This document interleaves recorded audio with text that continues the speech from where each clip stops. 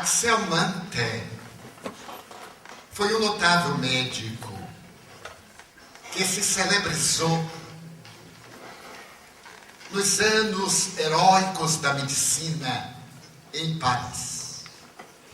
Ele escreveu um livro best-seller que se chama, de uma maneira muito curiosa,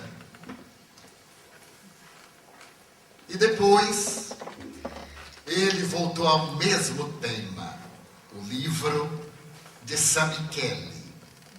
Axelmante era sueco e vinha de uma tradição de gnomos, fadas, sílfides, toda ela mística das grandes regiões dos avatares. Foi discípulo de Jean-Martin Charcot da Universidade de La Salpêtrière e ali forjou caráter materialista. Ele estabeleceu que amava os animais, muito mais do que as criaturas humanas. Optava pelo seu cão São Bernardo a determinadas criaturas que valiam menos do que um cão. Era, portanto, amado, solteiro e inveterado. Na Avenue Villiers, no coração de Paris, ele mantinha o seu consultório, no qual era celebrado como uma das maiores personalidades da clínica médica europeia. Por ali transitavam as personalidades mais poderosas, não só da França, como também do mundo europeu, que tinham necessidade de reconquistar a saúde. Mas este homem era paradoxal. Quando era jovem e se houvera diplomado, encontrava-se em Nápoles, na Itália, durante um surto de cólera morbus. E ao atender a uma adolescente de 12 anos, um caso irrecuperável, a menina faleceu. E a mãe, napolitana violenta, ao invés de submeter-se aos códigos da divindade, começou a blasfemar e a dizer: Santa Lucia, cegai-o. E aquela vibração, aquela onda de ódio e de desespero tomou sobre a alma do jovem médico de uma maneira tão pertinaz que ele estabeleceu uma fatalidade que deveria morrer cego. E morreu cego. Já na aposentadoria, quando a vista se lhe apagava, ele vendeu todos os bens e transferiu-se para Anacapri, onde comprou a antiga vila de Tibério César. E este homem, que não acreditava, pelo menos dizia, em coisa nenhuma, começou a dizer que ele era a reencarnação de Tibério César. Contratou mergulhadores para que se atirasse às águas azuis de Anacapri e trouxesse à tona estátuas e vasos que 2000 anos haviam atirado às profundezas das águas e recompôs a grande vila de Tibério, aonde morreu.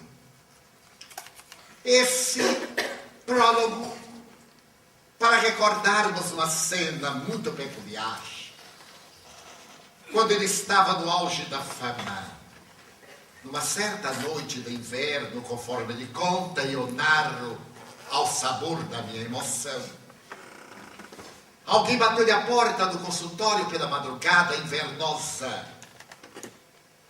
Tratava-se de um homem muito especial, uma figura quase repugnante. O sotaque carregado denotava que era estrangeiro, e o desespero estampado no seu rosto dizia: venha imediatamente.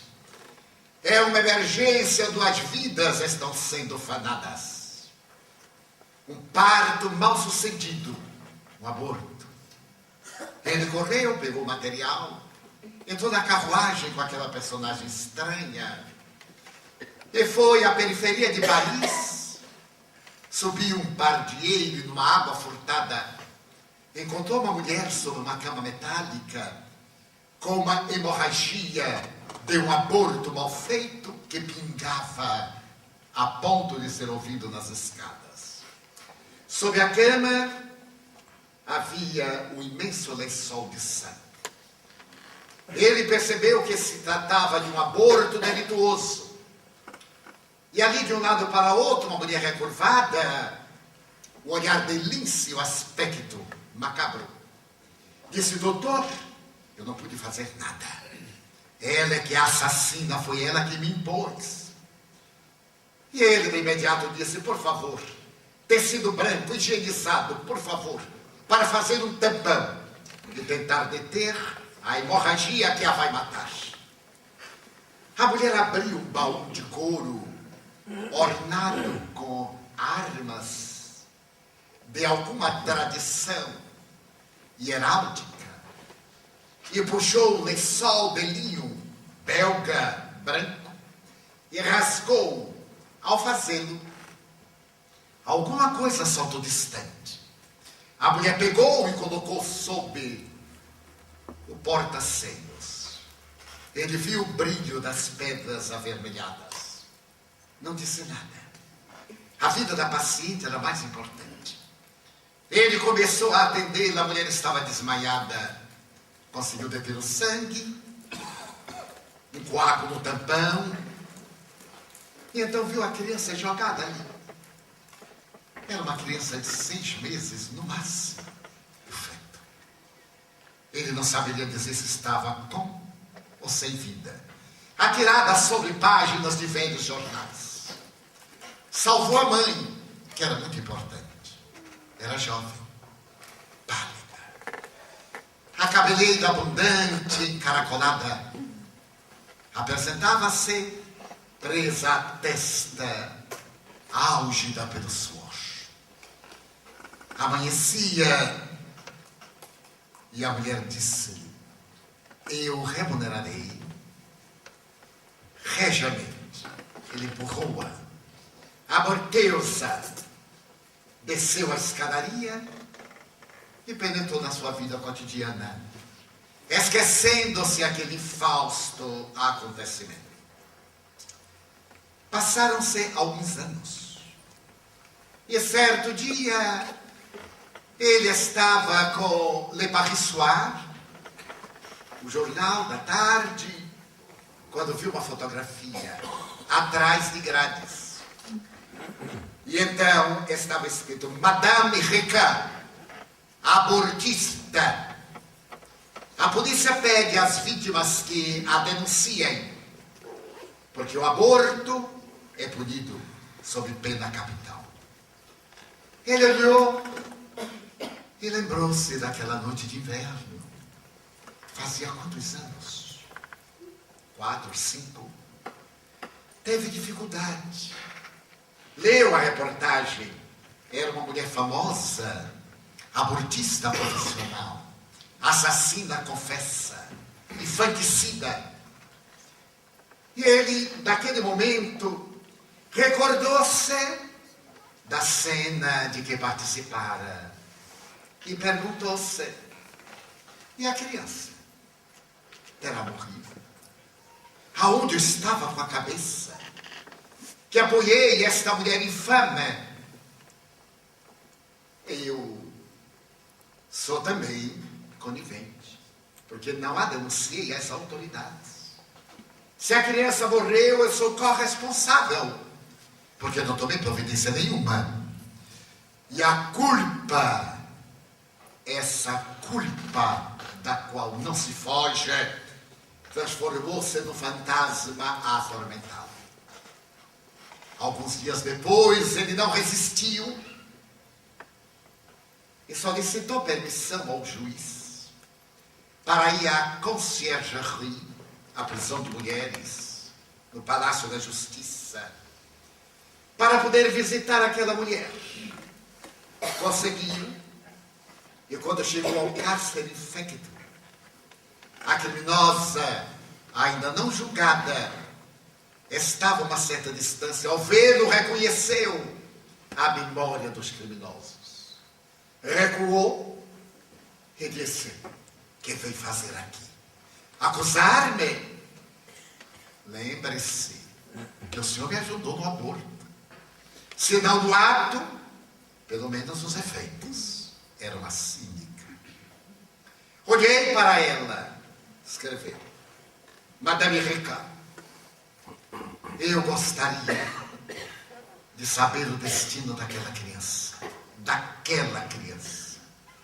Como vou lembrar, doutor? São tantas. Têm sido tantas. Mas, já que o doutor veio fazer um acordo, não me denuncia, nem eu acuso. Temos um preço. Eu lhe darei alguns dados. Eu sempre esperei este momento. E então eu tenho um excelente arquivo no porão da minha casa. Como as leis proíbem o aborto, toda vez que alguém me pede, eu me precato. Porque eu somente faço porque sou procurada.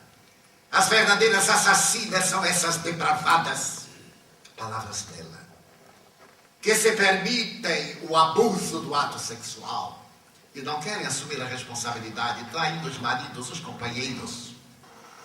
Então eu tenho um grande arquivo. Eu permitirei que o doutor vá lá em casa e meu marido lhe dirá para onde mandamos. Os sobreviventes sempre mandávamos para as florestas da Normandia.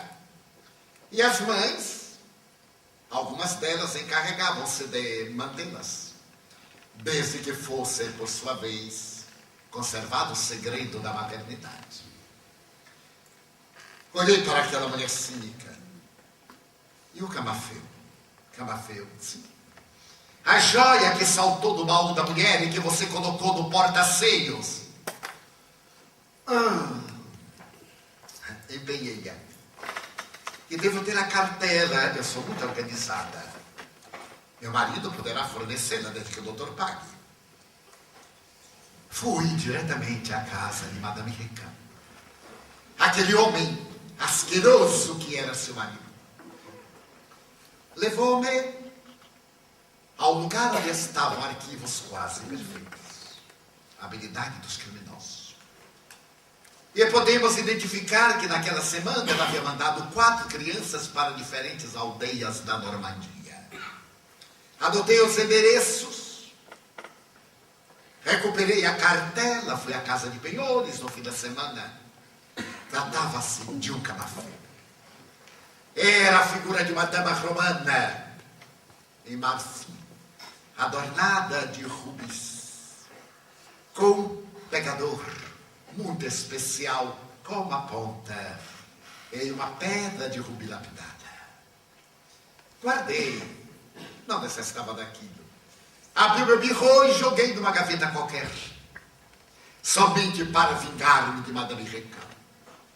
Mas a presença daquela criança perturbava-me.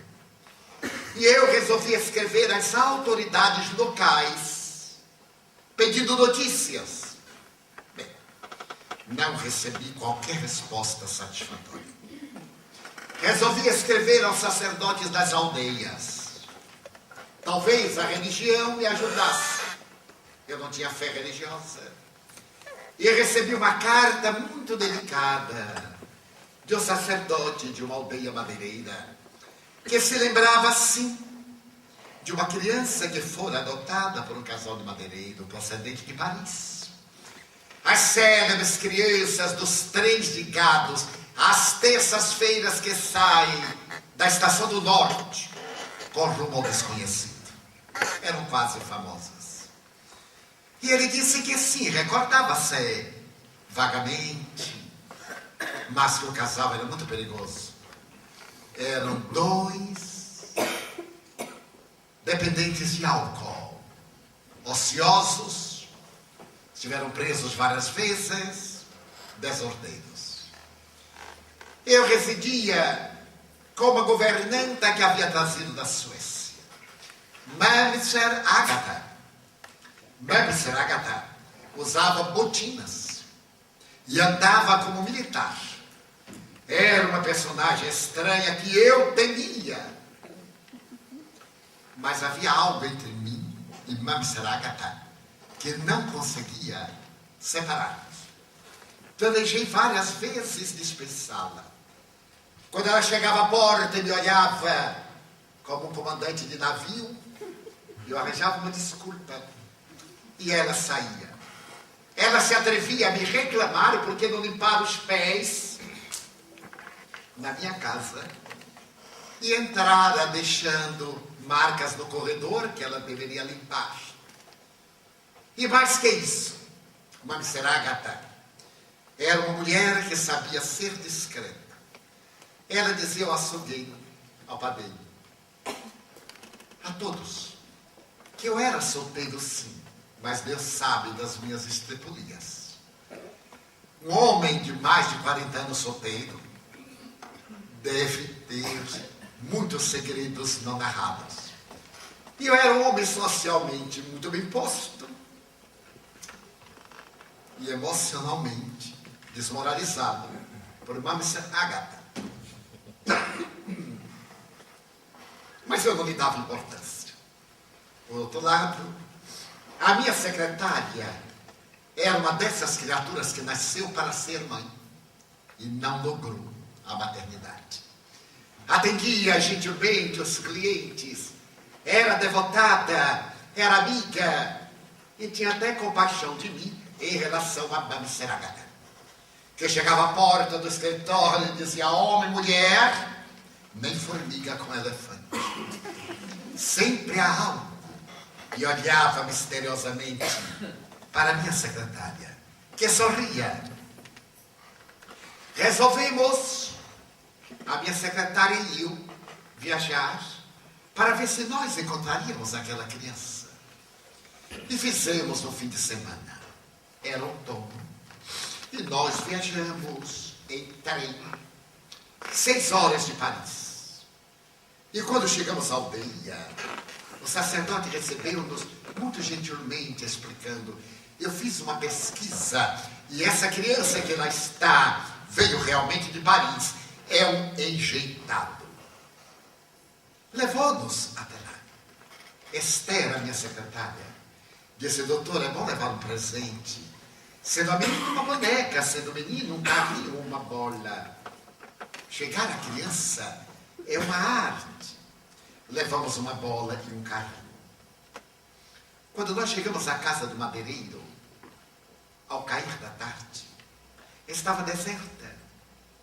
Gritamos, adentramos-nos e vimos sair do curralho algo que rastejava, desagradável, esquálido, pálido, e que saiu correndo, rastejando e foi para baixo da cama.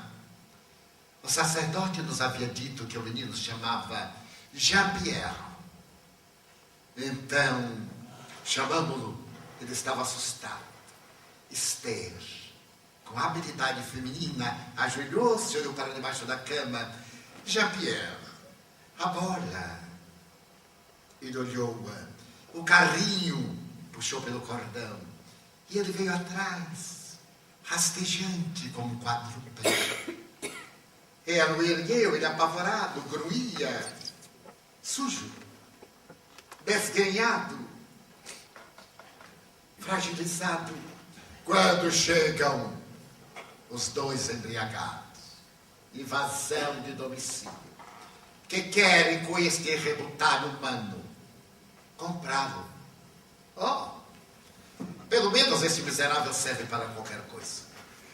Mandaram-no de Paris, mandaram uma carta dizendo que receberíamos uma régia recompensa para manter o miserável. E é somente uma vez ou duas chegou alguma coisa e nunca mais. Ah, está o monstro, não fala, não ouve. Nem sabemos se chama. Comprei-o por 100 francos. O seu não. Pagamos os 100 francos. E eles agradeceram. Esther envolveu em um chave que trouxe. Corremos até a cidade para pegar o trem da meia-noite com destino a Paris.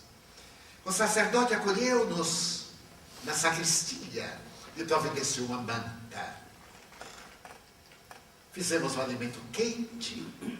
Entramos no trem e Jean-Pierre, assustado, como um animal que tinha medo dos maltratos, hematomas, de pancadas que recebia. Chegamos a Paris. Levamos Jean-Pierre para nossa casa. E eu me lembrei de Mamsera Agatha. Mas a casa era minha. Quando Mamsera Agatha tomou conhecimento, ela riu misteriosamente, meneou a cabeça e disse ao verdureiro, ao padeiro, ao açougueiro. Ele por fim assumiu a indignidade, trouxe o filho para casa. E todo mundo ficou sabendo que eu tinha um filho, que eu não sabia que tinha. Esther dedicou-se com uma ternura maternal. E eu, que não tinha jeito para ser pai, comecei a sê-lo, porque ele inspirava uma tal ternura. Havia no seu rosto uma melancolia, uma tristeza. Nesse ínterim, eu recebi um convite para ir ao Ducado de Kent, na Inglaterra. O Duque de Kent era um homem de meia idade, casado com uma jovem e bela mulher. A sua mulher, que era portadora de uma grande beleza e de uma grande fortuna, também era portadora de uma doença não diagnosticada, a melancolia. O Duque amava com ternura infinita. Fazia cruzeiros e era sempre triste. Bem, no começo era mais alegre. Digamos que um ano depois de casada, sem motivo aparente, começou a ficar triste. E não havia nada que a distraísse. Como eu era o médico da moda, o senhor Duque contratou os meus serviços para torná-la feliz e descobrir qual era a sua doença. Passei uma semana no Ducado de Kent. A jovem duquesa deveria ter 30 anos, o Duque 60. Ela me dizia, mas eu não tenho nada. É uma tristeza, doutor. Haverá medicação para a tristeza? É uma saudade. Saudade de algo não vivido. É uma melancolia.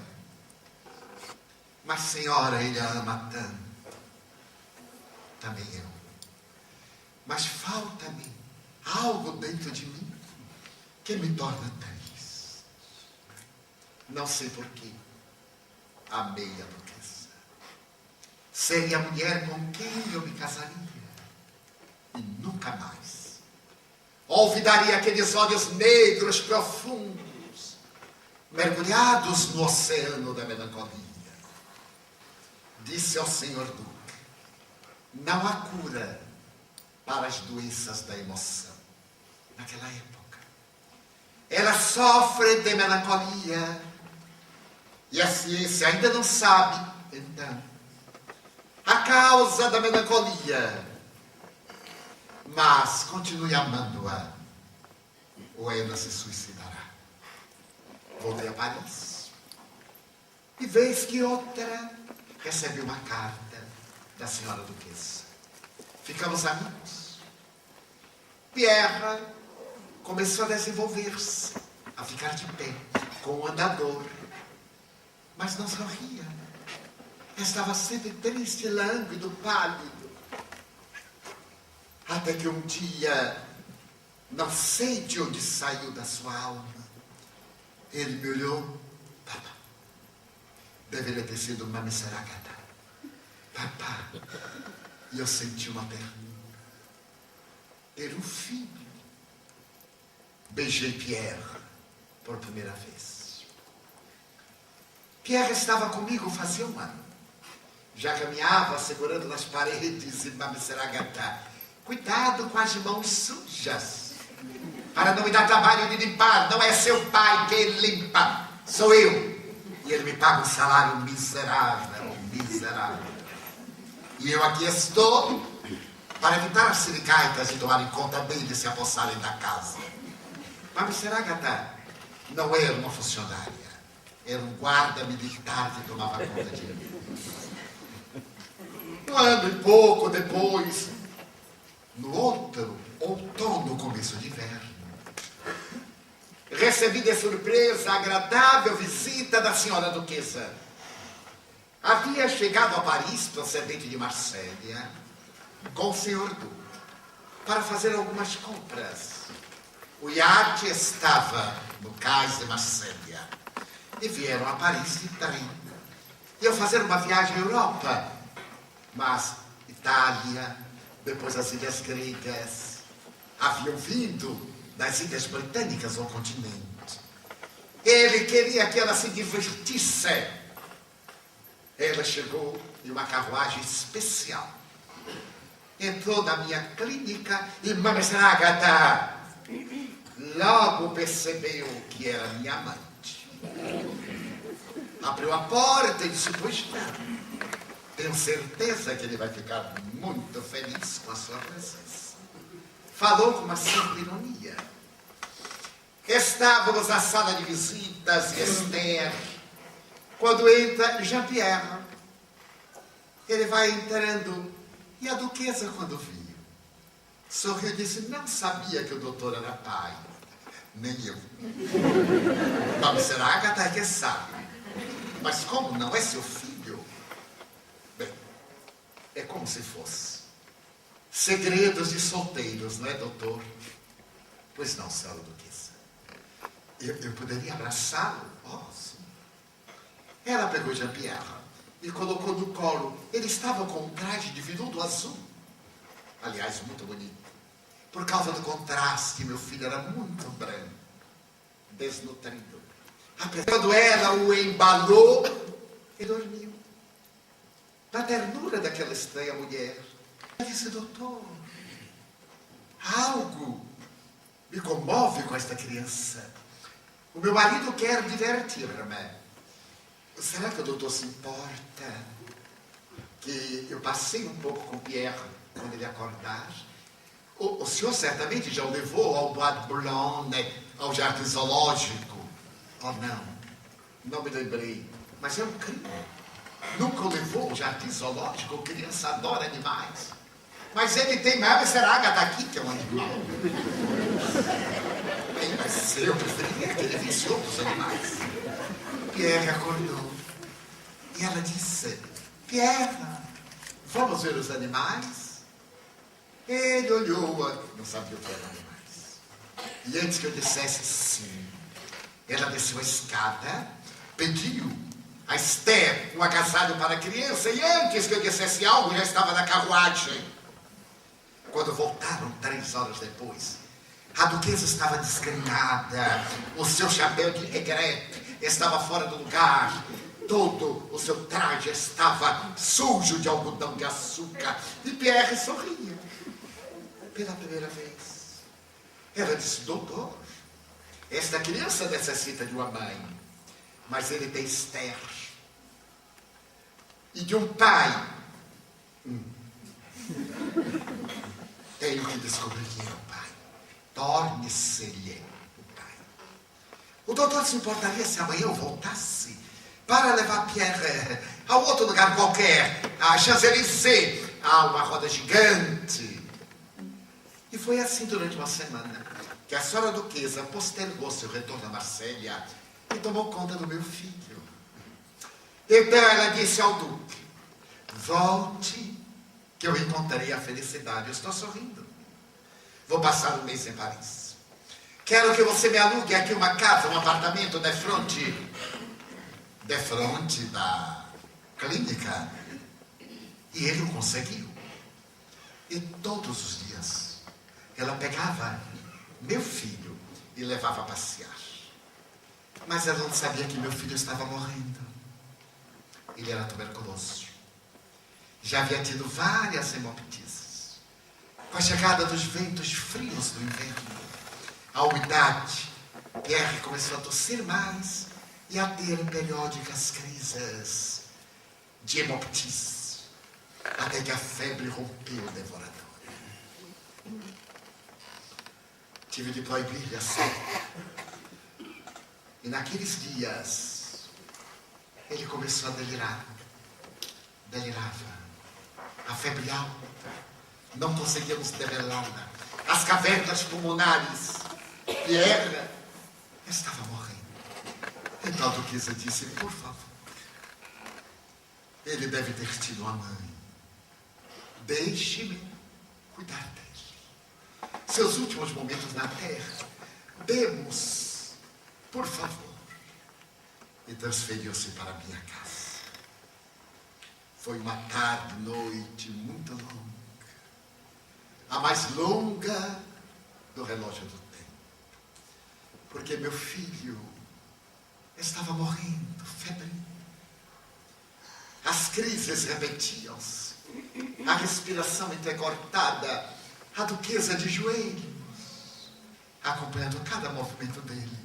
E Mame Saragata em pé na porta, repetindo em sueco a oração dominical, para que Deus e os gnomos tomassem conta do pequenino Pierre. Alta madrugada, ele se ergueu numa crise de tosse, entremeada de sangue. Ela ergueu meu filho pelas axilas. Ele começou o delírio da morte. E subitamente olhou-a na mer e morreu. A duquesa gritou. Limpamos o sangue. Vestimos-lo como a um pequeno deus do Olimpo. Então eu lembrei-me daquela noite de inverno em que ele nasceu, do camafeu, aonde eu havia colocado o camafeu. Ele não tinha nada de sua mãe, então ele tinha o direito ao camafeu que pertencia à sua mãe. Corri ao birro, abri gaveta, tirei-as ao chão, e numa delas estava a joia. Peguei-a. Ele já estava na sala, velado por Esther, pela duquesa, por Mame Saragata, quando eu lhe cravei no peito esquerdo o camafeu e disse, lembrança de sua mãe. A duquesa olhou, deu um grito e desmaiou. Quando acordou, tremendo, eu sabia que ele era meu filho. Eu sabia que ele era meu filho. O doutor perguntou-me a razão da minha tristeza. Eu casei-me com o duque por um sentimento de dignidade humana. O duque era incapaz para o casamento. Quando ele me elegeu, ele disse, ajude-me. Casar-nos-emos formalmente, para atender às exigências da coroa. Não me peço nada, nem que me ame. Com o tempo, você me respeitará. Eu farei de você uma deusa. Você é jovem. Eu permitirei que você tenha qualquer amante, desde que não seja do Reino Unido. Quando você precisar de alguém, viaje. Meu iate está às suas ordens. Mas case-se comigo. Eu me casei. Ele era como um pai, gentil e nobre, bom e afetuoso. 6 meses depois do nosso consórcio, estávamos em um baile real, a convite de Sua Majestade.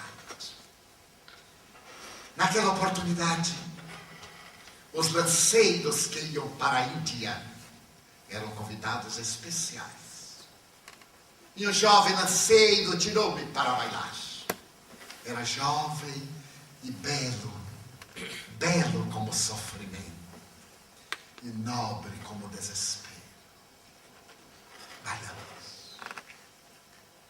Ele falou-me que se sentia arrebatado por mim.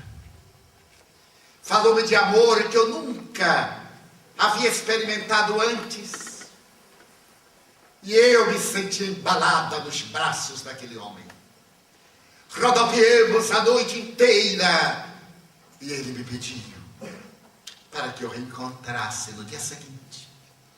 Porque logo depois ele viajaria e talvez nunca mais tivéssemos a oportunidade de ver-nos. Eu aqueci. Encontramos-nos e ele me pediu que eu amasse. Eu o amei. Ele se foi e algum tempo depois eu senti um germe de vida dentro de mim. O ventre começou a desenvolver-se. Eu não queria magoar o meu marido. Ele me autorizara, mas eu o amava também de forma diferente. Aos 5 meses, já não conseguindo disfarçar, viajei a Paris para compras e soube de uma abordadora profissional, uma tal Madame Recan. Convencionamos e no sexto mês, ela levou meu partido miserável em Saint-Michel e quase me matou. Roubou-me este camafim que estava num dos meus baús trazidos do Ducado de Kent. Falou-me que a criança morrera e pediu-me algum estipêndio mensal para sustentá-la. O que é que vale dizer? Para manter silêncio. Chantagista infame. E nestes quase 5 anos, mensalmente mando do meu importância em memória de meu filho. Quando eu vi, eram os olhos do anseio a seu pai. A melancolia do seu rosto era a máscara da saudade com que nos despedimos. Agora que meu filho morreu, eu que não tive a ventura de tê-lo em vida, eu suplico ao doutor, dê-me meu filho na morte. E eu não pude negar. Mandei embalsamá-lo, coloquei-o num caixão especial e discretamente, com suborno de algumas autoridades, o caixão foi trasladado a Marsella e dali no iate foi transferido ao Ducado de Kent. 6 meses depois, na primavera, eu fui visitar os senhores Duque e Duquesa. Ela estava triste, porém havia um brilho diferente na sua face. O brilho do amor. Ela pegou-me pela mão, subimos o aclive, e ali no alto, contemplando o mar, havia uma sepultura com uma placa de mármore branco, na qual estava escrito: aqui dorme Jean-Pierre. Ela havia plantado uma trepadeira rosa vermelha, para que na primavera o vento arrancasse pétalas de sangue para chorarem sobre a sepultura do filho. E então, pegando as minhas mãos, a duquesa me disse: não tive na vida senão em pouco tempo, mas eu tenho na morte para todo o tempo. Venho aqui orar pelo meu filho. E quando contemplo o mar e sei que o seu pai morreu num daqueles desfiladeiros cruéis da Índia, eu peço a Deus que me conceda o reencontro no além, ao de lá, no mais além, onde todos viveremos felizes. E eu compreendi, escreveu Axel Mantel, que existe um algo de lá, um além mais além, onde todos nos reencontramos com a vida, onde todos podemos ser felizes para sempre. Lembrei-me de Axel Mantel, porquanto a sua mensagem feita de ternura e melancolia alcança o nosso coração, luarizado pela certeza do reencontro pela vida e com a vida depois da nossa trajetória material, depois da nossa jornada terrestre, porque ninguém morre. Eu sou a ressurreição e a vida, disse Jesus. Eu sou o caminho, a verdade e a vida. E ninguém vai ao Pai senão através de mim. Senhoras e senhores, queridas irmãs e queridos irmãos espiritistas, a existência terrestre tem um objetivo psicológico planificador: ser útil. Seja você quem ama, sem a preocupação de receber a resposta. Faça do amor um bumerangue, atire-o, mas não corra atrás dele. Deixe-o voltar. E quando ele vier, segure-o. Porque o amor é mais ditoso para aquele que o oferece. E é sempre compensador para aquele que o doa. Vivemos um momento muito grave no planeta terrestre. O momento da transição, como dizíamos ontem. E neste momento, aqueles que conhecemos Jesus, estamos convidados a demonstrar que a nossa não é uma crença vazia, que aquele que o conhece é feliz, mesmo quando consideramos a felicidade uma utopia. Não importem os desafios, as dificuldades. Ninguém avança sem o esforço da marcha. O maior discurso começa da primeira palavra e a marcha mais longa do primeiro passo. Seja você quem dá o primeiro passo na direção da vida. Por um momento esqueça queixas. A queixa é um vício mental que não muda nada. É o morbo que só nos torna piores. Quanto mais nos queixamos, mais vibrações negativas atraímos para nós mesmos. É necessário fazer sol interior. Será que Deus não nos conhece? Será que Deus não sabe? Por que então a queixa? Senhor, por que te esqueceste de mim? Como se ele fosse uma memória esquizofrênica, ou sofresse de uma degeneração cerebral. Senhor, aqui está o teu servo, que dele se faça consoante a tua vontade. Ninguém chega à minha idade, 80 anos quase, sem uma larga experiência existencial. Um amigo disse com muita propriedade uma coisa que eu não me havia dado conta há 15 dias, apresentando-me a um público em Goiânia. Ele disse: Divaldo vai completar 80 anos. O Espiritismo tem 150. Divaldo está no Espiritismo há 60.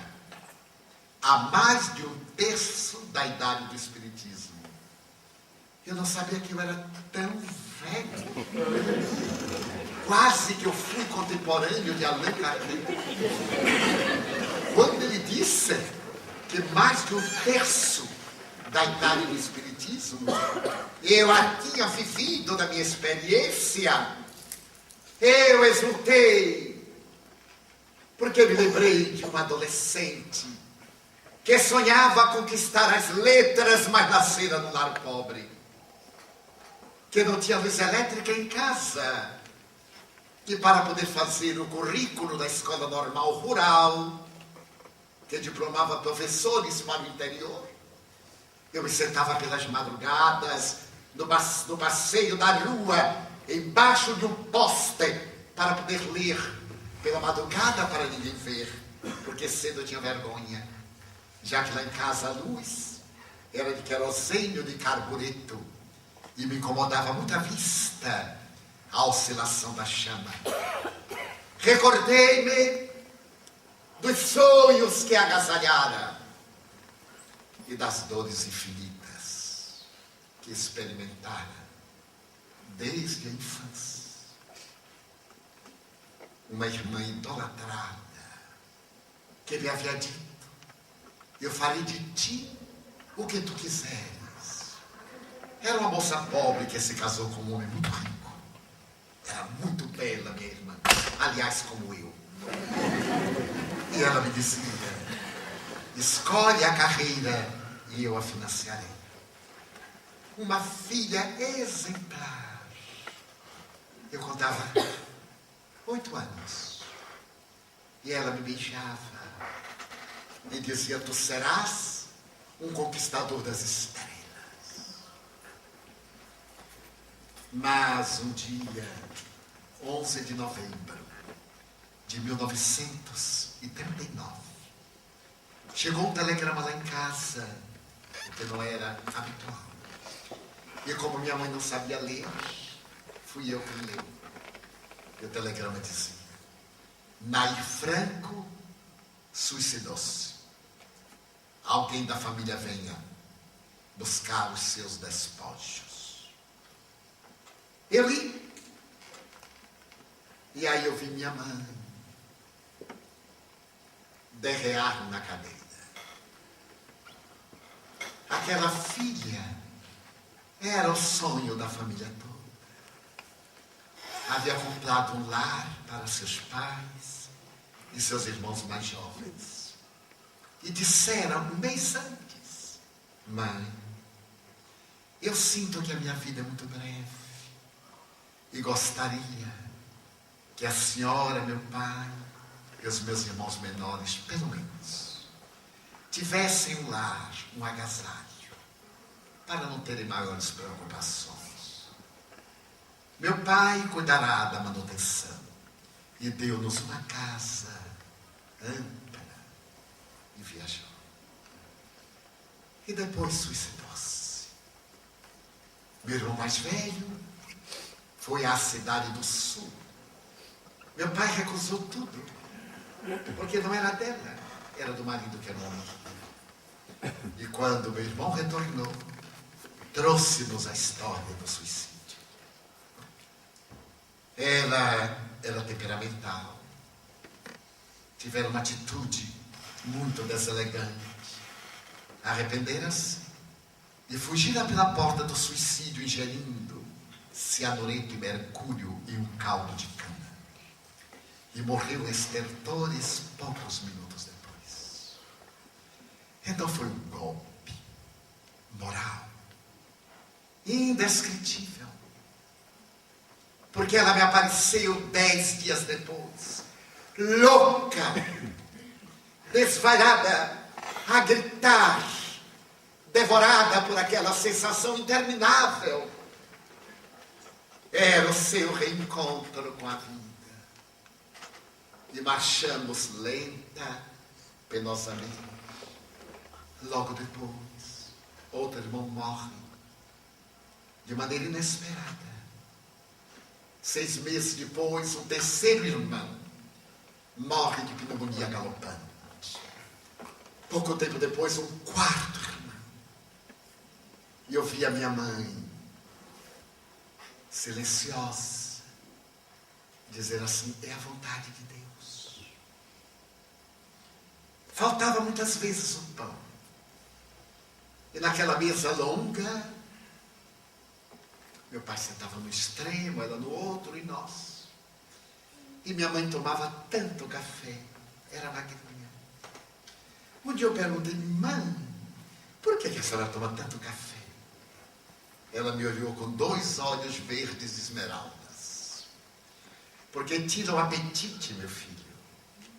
O que quer dizer? O pão que eu ia comer fica para você que é jovem. Foi assim a minha infância. Uma linda infância. Rica de amor, de lições. E eu ouvia. E um ser terrível me dizia: vou matar-te. Tenho que matar-te. E eu dizia: mas você é o diabo? Não. Sou um vingador.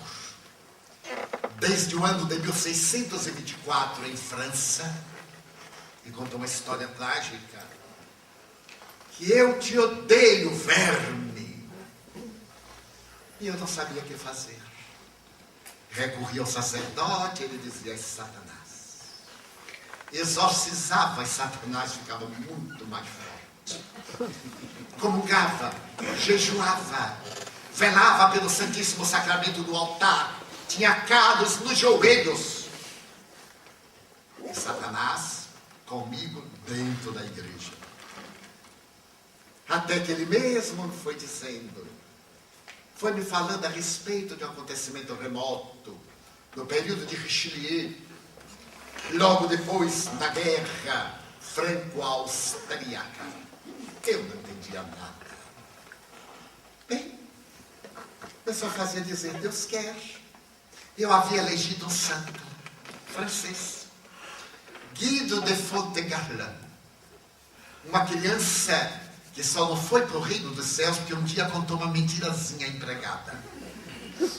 E eu achava Guido de Fontegarland o meu ídolo. Eu queria ir para o céu, mas este Satanás não me deixava ir para o céu. Então, a minha infância era assim. Até um dia que apareceu uma criança e me disse: Di, vamos brincar. E saímos a brincar, porque eu era estranho. Era uma personagem estranha. Trepávamos nas árvores, ele dizia: chama-me Jaguaraçu. Era um índiozinho brasileiro. Eu crescia, Jaguaraçu crescia, e Satanás também. Passaram-se os anos. Quando eu completei 12 anos, Jaguaraçu me disse: agora eu vou embora. Vou reencarnar-me um dia e vou voltar. E o que é reencarnar? Di, eu sou morto. Não, sou morto. Eu vou voltar um dia. E reencarnou muitos anos depois. Foi jogada numa lata de lixo na porta da mansão do caminho. Registrei como meu filho. E viveu 38 anos. E já voltou para casa. Quero dizer para os senhores que nada é fácil para ninguém. Nada. Então, eu me tornei espiritista. E no dia 27 de março de 1947, eu me encontrava na cidade de Aracaju. Não é autobiografia. É narração para que vejam que por detrás de muita alegria há muita ferida cicatrizada. Sem queixas. E era hóspede de um casal gentil. Quando então o anfitrião me disse: você não gostaria de dizer umas palavras hoje na União Espírita Sergipana? Algumas palavras, contar suas histórias, o que você vê, o que você conta, o que eles lhe contam. Eles me contam muitas histórias a vida inteira. Eu disse, olha, eu poderia contar. Tem muita gente? Eu disse, não. 12, 15 pessoas. Era um público respeitável. Naquela tarde em que eu me preparava para o meu debut, sobre a mesa da sala, eu vi uma revista chamada O Reformador. Abri e lá estava A Lenda da Guerra. Página psicografada pelo médium Francisco Cândido Xavier, de autoria do espírito Humberto de Campos, que foi um literato brasileiro. Eu li a página e memorizei. A memória estava muito boa. Continua. Mas estava muito boa. E eu digo, vou começar contando a história. E me preparei para o debut. Quando chegamos àquele auditório enorme, 14 pessoas com Nilson e comigo. As mãos geladas. Então, o presidente passou a palavra, nós temos aqui um jovem que vai contar umas experiências. E a primeira palestra, eu levantei-me e disse com toda empáfia, excelentíssimas senhoras, excelentíssimos senhores, porque vós sabeis, e claudiquei na gramática, porque as pessoas eram terceira do singular e sabeis era a segunda do plural. Mas eu deixei para lá o tropeço. Eu vou contar a lenda da guerra de autoria do espírito Humberto de Campos, através da mediunidade de Chico Xavier, e esqueci-me. Completamente. Lembrei-me de minha professora primária. Quando esquecer, comece do começo. Excelentíssimas senhoras, excelentíssimos senhores, porque vós sabeis. E esqueci novamente.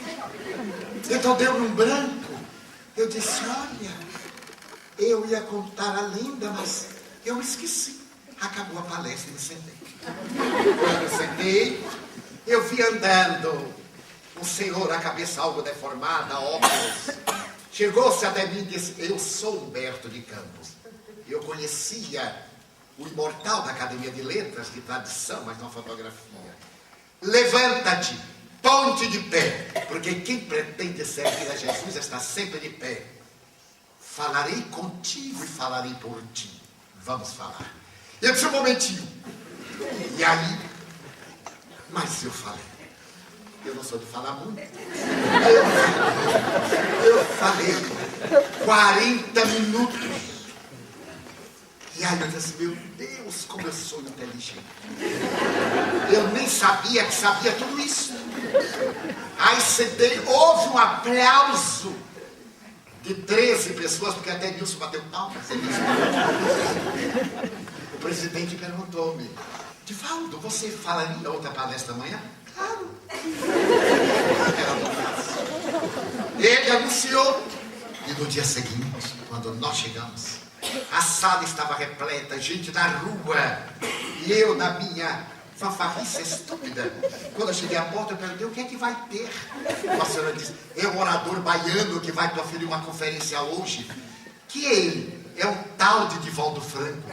Era ele. Gente do Pídio. Eu fui trêmulo. E meu Deus, o que é que eu vou dizer? Eu contarei a lenda da guerra. Passaram a palavra, eu aí corrigi o erro gramatical. Eu vou contar a lenda da guerra. E esqueci-me novamente. Até hoje eu nunca consegui contar a lenda da guerra. Já disse. Aí eu disse, eu ontem veio o espírito e falou por mim. Hoje, eu não me lembro da lenda e não veio o espírito. Então, quando eu sentei, eu ouvi uma voz. Primeira lição, responsabilidade. Como é que tu te atreves a aceitar para falar se tu não sabes falar? Eu disse, quem é você? Humberto de Campos, pelo amor de Deus, senhor, me salve. E eu farei qualquer coisa. Salve-me.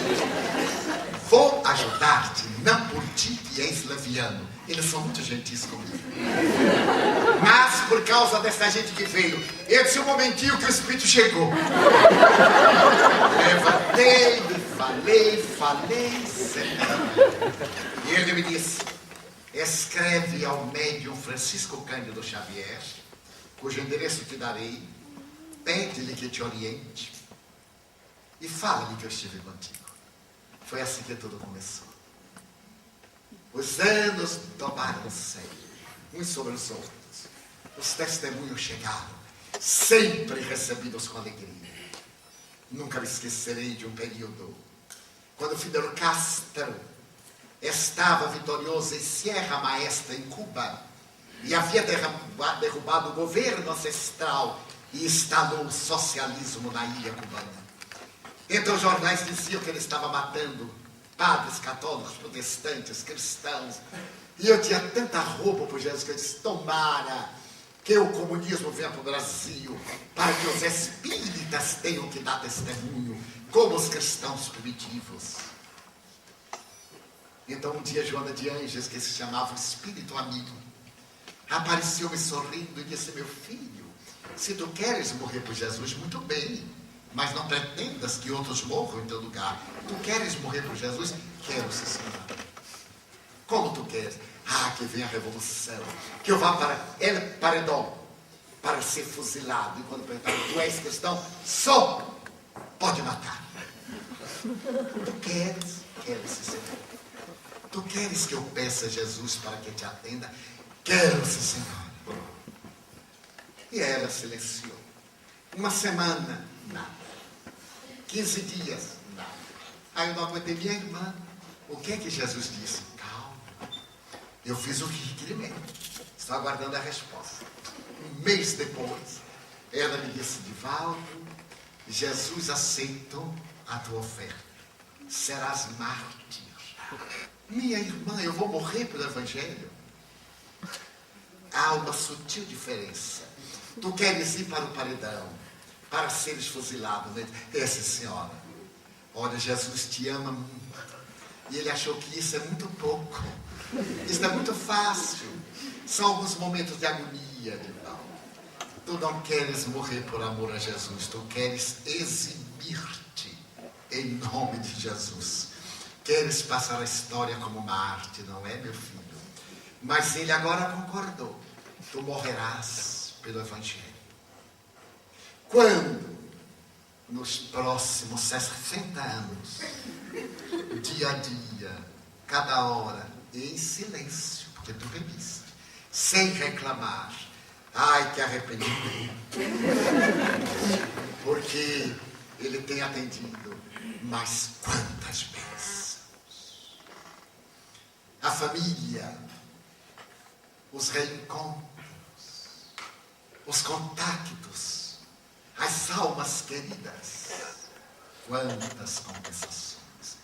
Dando um balanço, o saldo credor é muito maior, porque Deus me permitiu reencontrar a vida feliz, sem queixas. Criei o hábito de não me queixar nunca. Às vezes referir-me, mas não queixar. Incompreensões, desafios fazem parte da vida. Quem os não tem?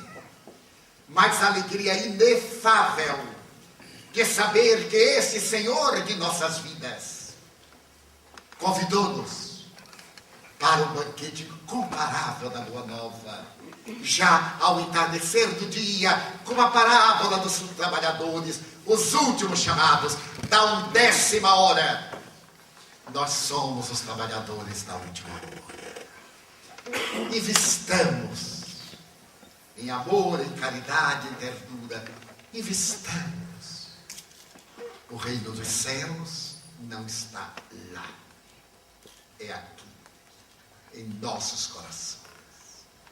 Então deixo-vos esta mensagem de experiência pessoal, enriquecedora, cheia de gratidão. Só temos o que agradecer, Nilson e eu, por tantas bênçãos. E hoje, depois que minha irmã suicida reencarnou, veio para a mansão do caminho, para o nosso jardim de infância com as marcas do crime, lábio leporino, dificuldade de enunciação da palavra, disléxica, feia, marcada, ela que escolheu, até a hora da sua desencarnação, com 9 anos, dos meus braços, quando ela me disse, é agora, é minha filha. E voltou depois, triunfante, depois do resgate, e me diz, agora, mãe, nossa mãe, espera que todos voltem, só restam uma irmã que está hemiplégica por um AVC, e eu, para ela reconstruir a família, para nós voltarmos no período em que a terra estará chegando à regeneração, todos cantando o hino de amor. Então, com o coração repleto de júbilo, de gratidão por todos vós, por aqueles que me proporcionam este encontro convosco, com a alma cantando hino de alegria, eu gostaria de dizer-te, Jesus, que eu queria ser um sendal de estrelas, para que as noites da terra fossem luminosas e belas.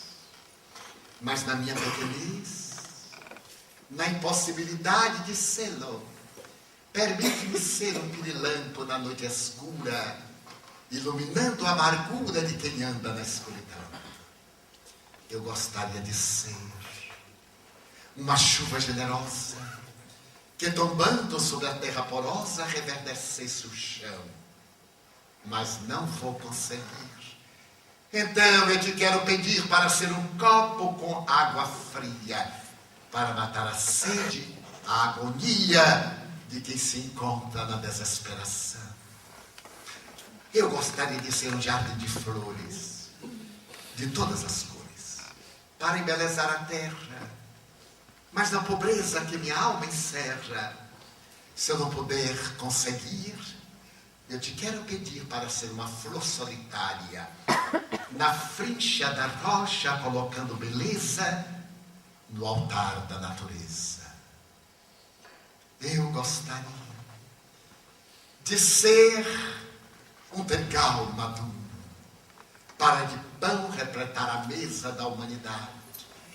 Mas sou tão pobre, tão só, que aceito ser um grão, que caindo no chão, se converta no milhão, e enriqueça a mesa do mundo, com alguns milhares de dádivas em pão.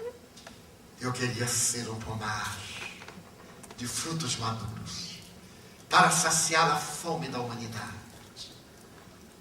Porém, faltam-me os recursos sábeis. E eu te peço, deixa-me então ser uma árvore solitária, projetando sombra da estrada, por onde seguem os que choram no caminho. Ah, Senhor, eu desejava ser a montanha altaneira, de onde se pudesse ver a terra inteira. Mas não vou conseguir. Então eu te quero pedir para ser uma pedra, pavimentando o chão por onde seguem os heróis, na sua marcha de evolução. Queria ser uma escada, para levar o conquistador às alturas. Porém, me faltam recursos. Deixa-me ser o primeiro degrau. Queria ser poeta, orador, esteta, declamador, musicista, para cantar a beleza, a poesia enriquecida da tua mensagem de luz. Faltam-me o êxtaro, a magia, a beleza, a fortuna. Então, Senhor, no caminho por onde passa a amargura, deixa-me ele ficar, para quando alguém entristecido passar, eu lhe digo: olá, amigo. E se ele me perguntar: quem és tu? Sou teu irmão, dá-me tua mão, irei contigo, sou teu amigo, e lado a lado eu possa dizer: Senhor, eu gostaria de amar de tal forma que a minha vida de bênçãos fosse uma sinfonia, Mas por não conseguir, eu quero pelo menos dizer obrigado, porque nasci. Obrigado porque creio em ti. Obrigado pelo teu amor e pela sua missão. Muito